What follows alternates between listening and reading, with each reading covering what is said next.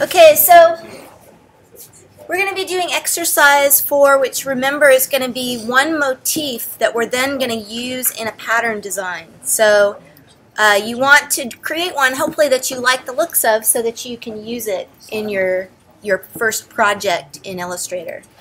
And setting the desktop, we want to set it so that it's like Photoshop right now. So if you aren't in that, just go up here in the menu bar and go to Like Photoshop.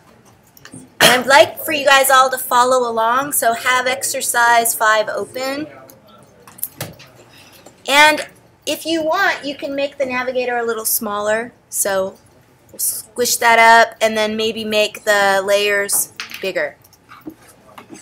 And I work with the toolbar, the shorter version, so like that. If you want all of the shape tools, if you hold down on shape and then go over to the little tear off bar and just hold your mouse and just release, it'll let you open that up.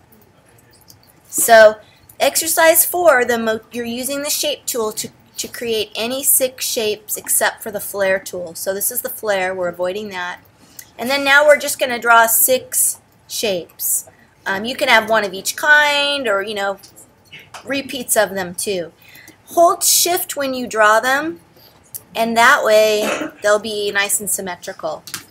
So I'm just going to start out by drawing some of all of these, and then I'll go in and I'll adjust color.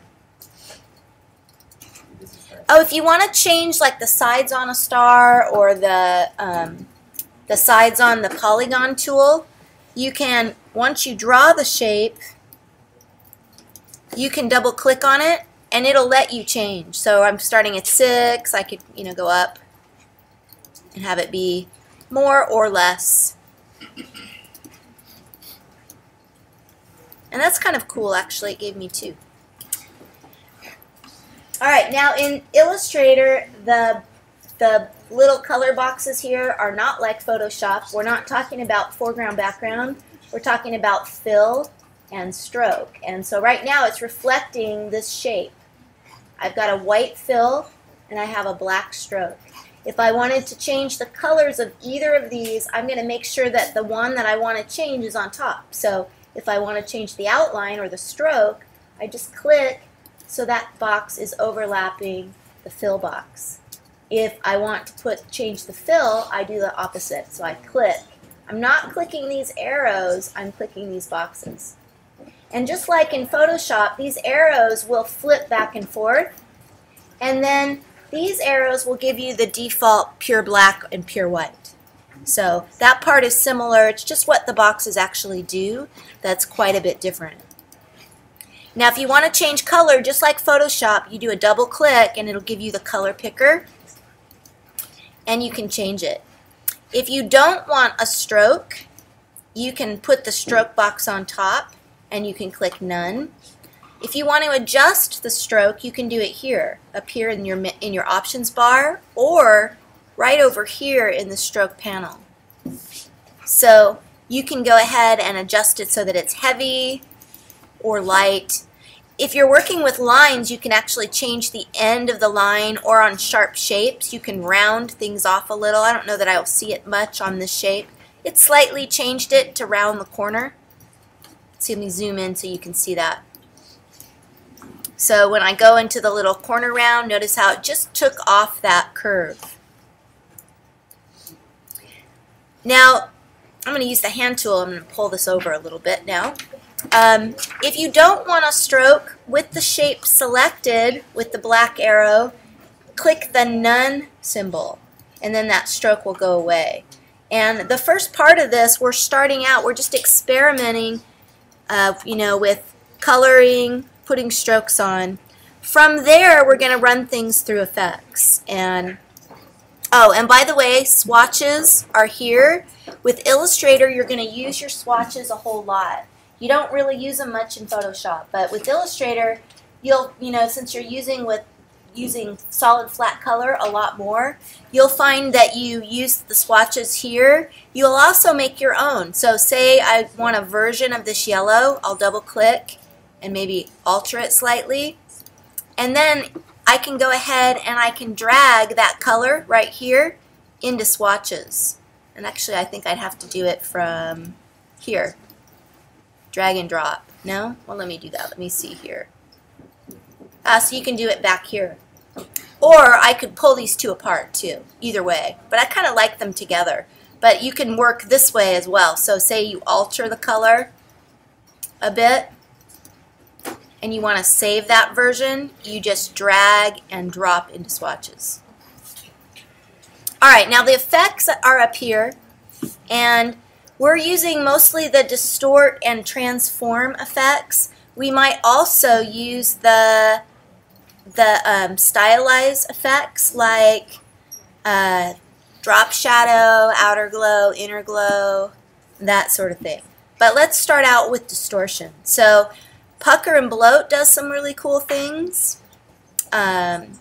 Twist is kind of cool. I'm going to start out with twist. And I'm going to put in 180 degrees, and notice it kind of has a little bit of a ninja star kind of action. If I do 360, and then sometimes you won't see it change unless you unclick and click again. But notice they become a little longer, those little spikes that are coming out. I can also rerun the effect. Once you've run something, it's going to appear right at the top, the last effect you ran. So if you want it to be stronger, you can just apply it again, and it'll be even stronger. So now I've got these bars really hanging out of this effect. Now each of your effects, once you make them, we're going to expand their appearance, and what that's going to do for us is redraw the paths and the points. So check this out. As I am zoomed in, you can see it a little better. But I'm going to go here to Object. I'm going to choose Expand Appearance. And now it's redrawn my paths and my points.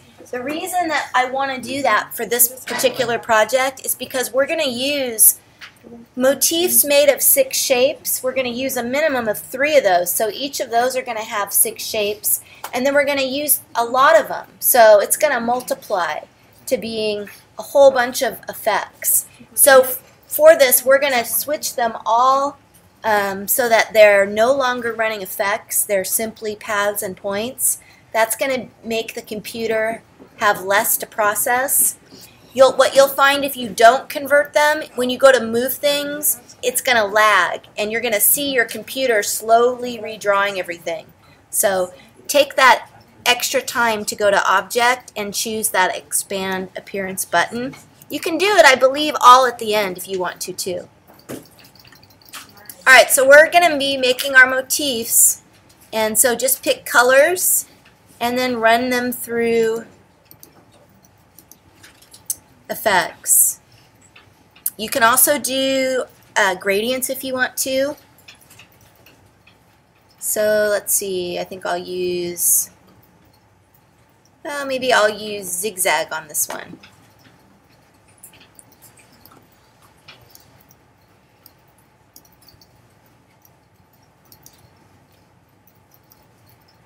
And then you can decide to stack them however you want to, once you have some colors and some different effects created. Oh, and also remember, do that Expand Appearance. Oh, oops. This one.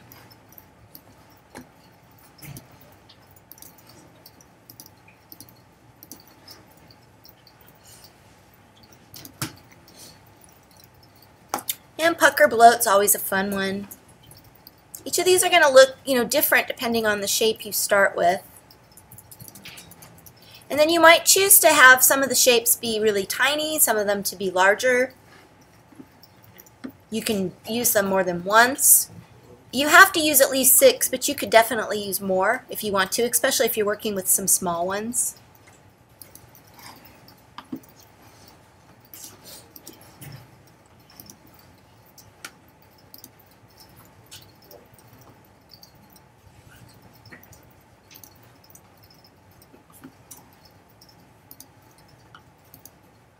You can even do 2 at once if you wanted. So you want to run the same effect. I could pucker bloat those at the same time. I'll do that just in the interest of being faster. Oops, what did I do? I just turned them white. I want to do that.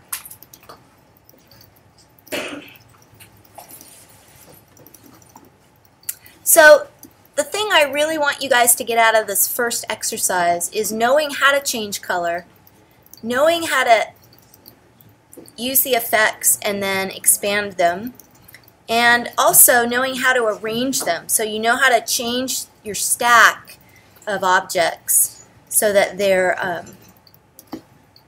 stacked in the order that you want. And if you find that there's something that's out of order, actually let me expand this one too. Here's how you fix it. Two ways. One, go to the layer panel, open up that layer panel. Remember, layer panels in Illustrator are like folders. They're not like the normal Photoshop layers. So you open it and then simply drag and drop until you have things in the correct order.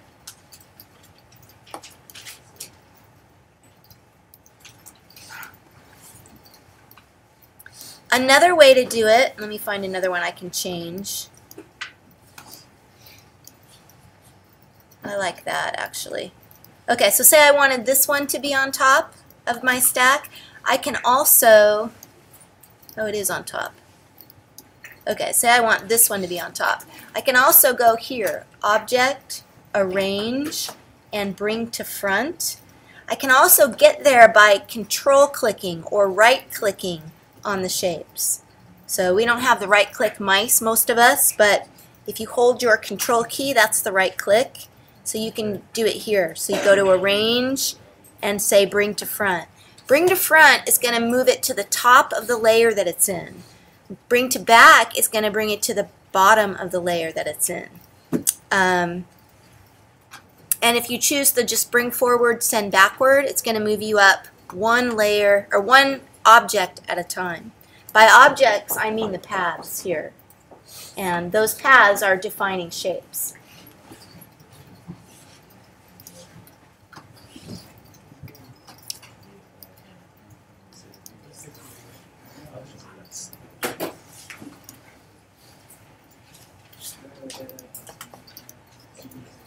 If you want to rotate your shapes too, if you hover outside the corner and you can rotate, if you hold Shift, just like in Photoshop, it's going to rotate in even degrees. So if you wanted something to be perfectly upright, that would be the way to approach it. And just like with Photoshop, when you size things, hold Shift and size from the corner so that you don't warp your shapes. So here now, once again, I have the option to move this forward. Since it's behind the stack, I can click here and I can pull it up, or I can go to Object, Arrange, Bring to Front. I could do the keyboard shortcut too if I wanted to be, really quick about it. And if you were doing this all day as a designer, you would learn all of those and you would work a whole lot faster because of it. And you'd be surprised at the amount of people that don't learn those shortcuts, but it's really silly, especially if you're a designer. Time is money. The longer you spend on something, the less money you're making. So you want to work in a really effective way.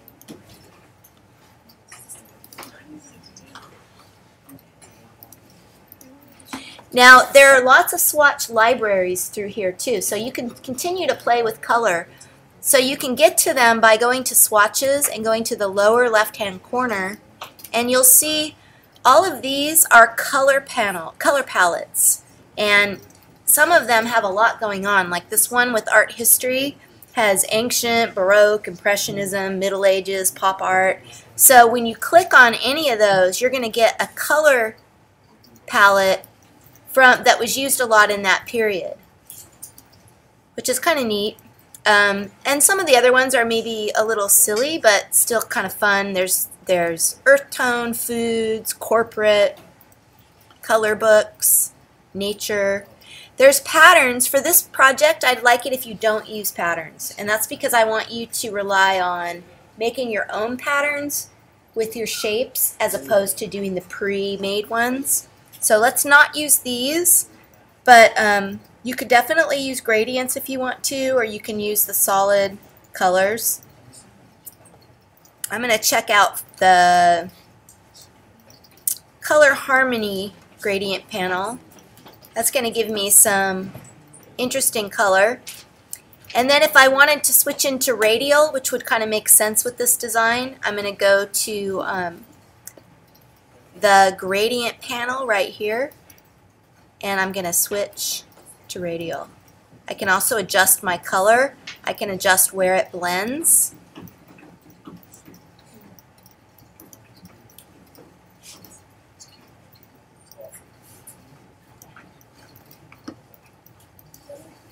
And I can continue to do that for all of these if I want to work with lots of gradients.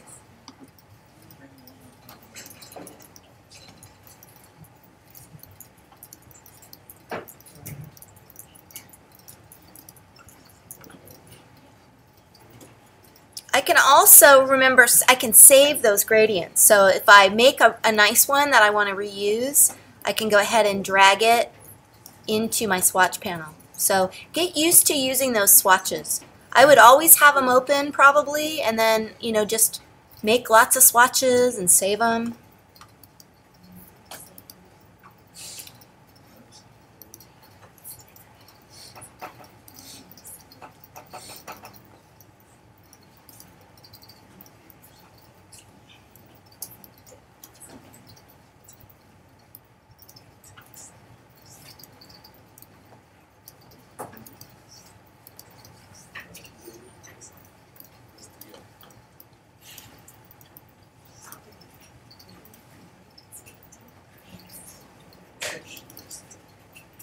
If you want to adjust colors, you can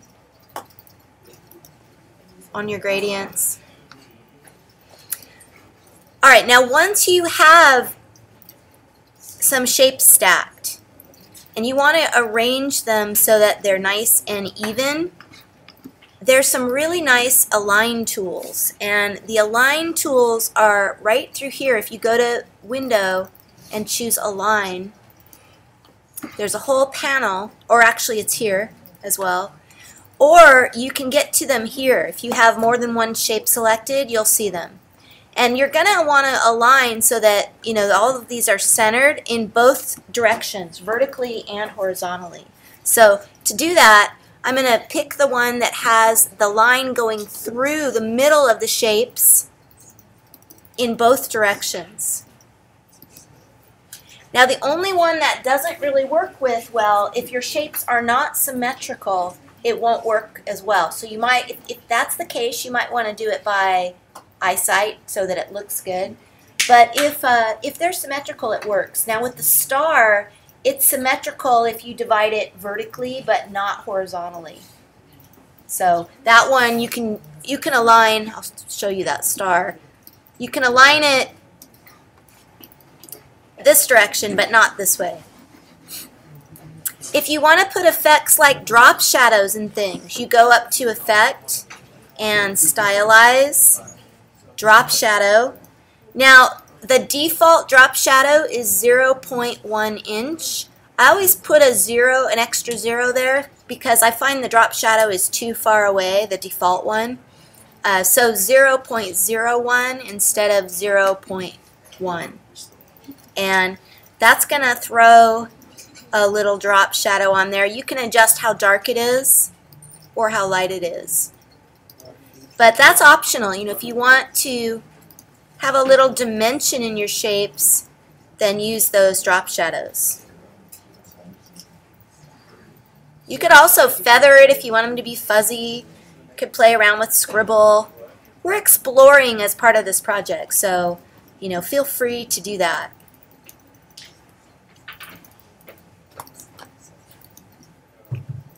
And then once I have adjusted an effect, I can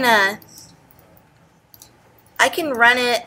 I don't want that one. Oh, sometimes it'll happen where you're trying to get one shape, but you keep grabbing the shape that's above it. Here's what you do if that happens.